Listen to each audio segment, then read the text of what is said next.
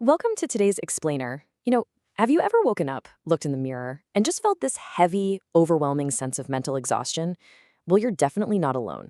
Today, we're unpacking a really fascinating piece of writing that tackles this exact phenomenon.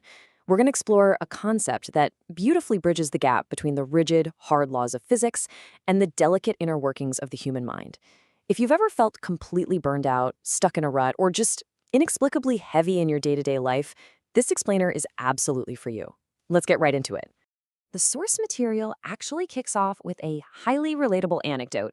The author describes this conversation with a friend where they both admitted to feeling like they were mentally 60 years old, despite actually being in their 30s. Have you ever felt that way?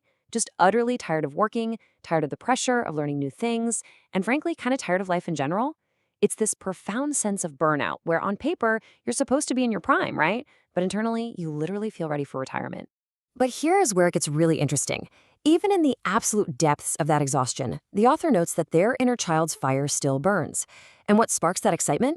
It's deep, wild concepts. We're talking mind-bending theories like ER equals EPR, or the holographic principle in physics, or trying to define the very nature of consciousness itself. That's the lifeline right there.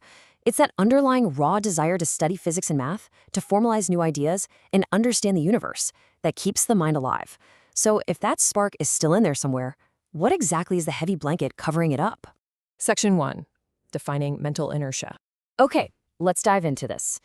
To understand what's holding us back, we have to put a name to it. In traditional physics, inertia is the fundamental property of matter that causes it to resist any changes to its current state of motion. Basically, a rock sitting on the ground wants to stay sitting on the ground. Well, the author takes that exact analogy and moves it straight into the mental space, defining mental inertia as a fundamental property of thoughts that causes them to resist changes to their current state of being. Your thoughts, your deeply held mindsets, naturally resist being moved.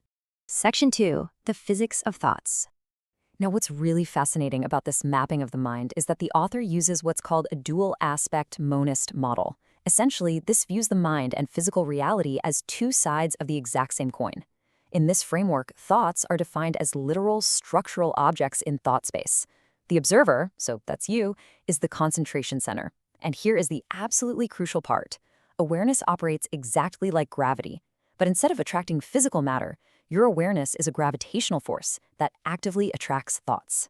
This awareness field exists in a psychophysically neutral plane, basically a space where mind and physics meet.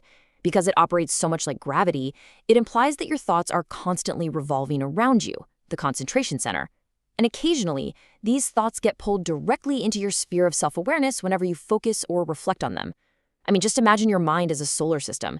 Your active awareness is the sun, exerting a gravitational pull on the orbiting planets, which are your thoughts.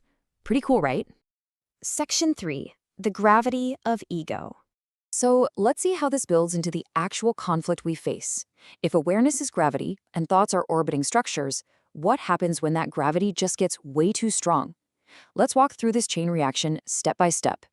First, your awareness attracts thoughts. Second, as the observer, you form a connection to the thoughts that are in really close proximity to your center. Third, because of that intense connection, an ego, or an identity, is formed from those assumed beliefs and the core positioning of those thoughts. And finally, step 4, this tight process creates friction, which ultimately causes our mental suffering.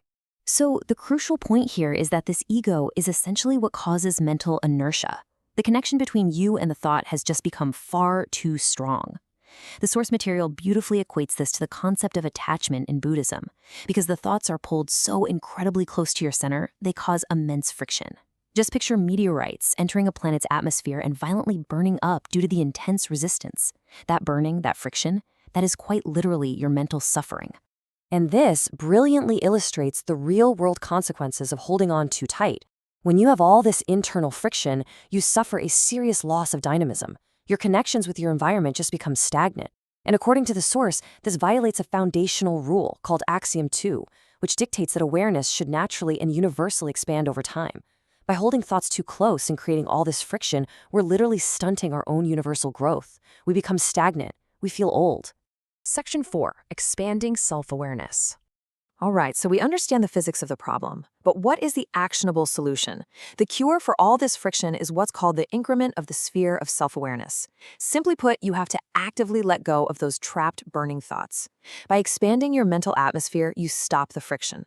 You push the boundaries outward to create this vast open space in your mind, which then allows entirely newer ideas to safely enter your experience without burning up on entry.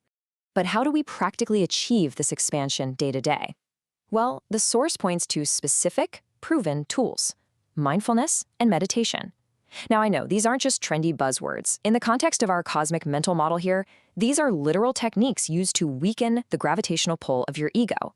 They help you step back, detach from those closely held beliefs, let go of old attachments, expand your sphere, and truly restore your mind's natural, youthful dynamism.